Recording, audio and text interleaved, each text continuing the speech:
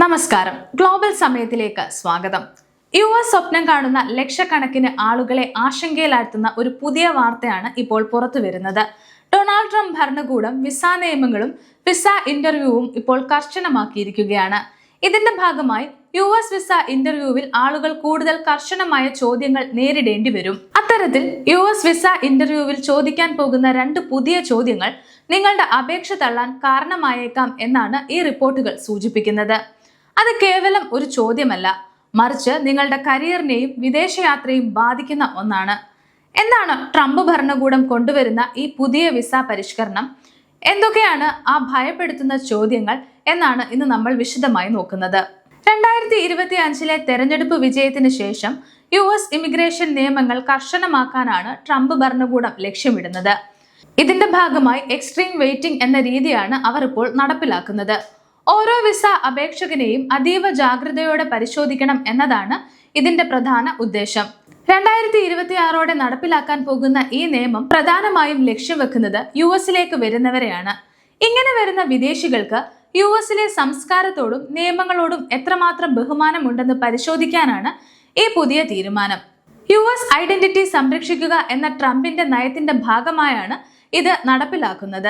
വിനോദസഞ്ചാരികൾ, വിദ്യാർത്ഥികൾ, ടെക് തൊഴിലാളികൾ, ബിസിനസ് യാത്രക്കാർ, സീസണൽ ജീവനക്കാർ എന്നിവരുൾപ്പെടെ നോൺ ഇമിഗ്രന്റ് വിസയ്ക്ക് അപേക്ഷിക്കുന്നവർക്കും ഇത് ബാധകമാണ്. US president Donald Trump US Mexico അതിർത്തിയിൽ നടത്തിയ അധിനിവേശ പ്രഖ്യാപനം നിയമവിരുദ്ധമാണെന്ന് ഫെഡറൽ അപ്പീൽ കോടതി കഴിഞ്ഞ ദിവസം വിധിച്ചിരുന്നു. ഇതിന് തൊട്ടു പിന്നാലെയാണ് ഈ നീക്കം.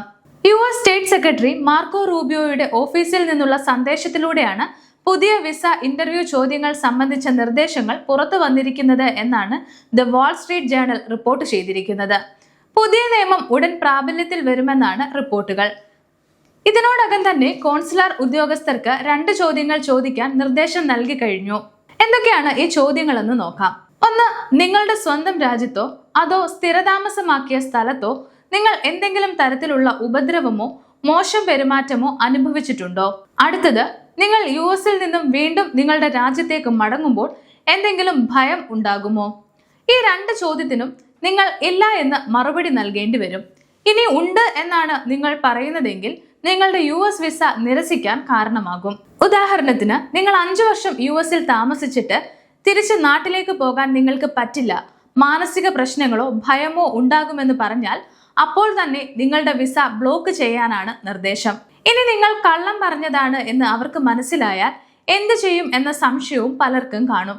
ആരെങ്കിലും ഇന്റർവ്യൂ സമയത്ത് ഇല്ല എന്ന് മറുപടി നൽകുകയും പിന്നീട് US ഇവിടെ താമസിച്ച ശേഷം ഇങ്ങനെ ചെയ്താൽ എന്ത് സംഭവിക്കുമെന്ന് നിർദ്ദേശത്തിൽ വ്യക്തമായി വിശദീകരിക്കുന്നില്ല. എന്നിരുന്നാലും ഇമിഗ്രേഷൻ വിദഗ്ധരുടെ അഭിപ്രായത്തിൽ അത്തരം കേസുകൾ വന്നാൽ അവർ വിസ തട്ടിപ്പ് നടത്തിയതായി കണക്കാക്കും. നാടുകടത്തൽ തുടങ്ങിയ ആരോപണങ്ങൾക്ക് വിധേയരാകുമെന്നും റിപ്പോർട്ടിൽ പറയുന്നു. അതുകൊണ്ട് തന്നെ നിങ്ങൾ ഇന്റർവ്യൂ സമയത്ത് കൃത്യമായി ഉത്തരം പറയണം.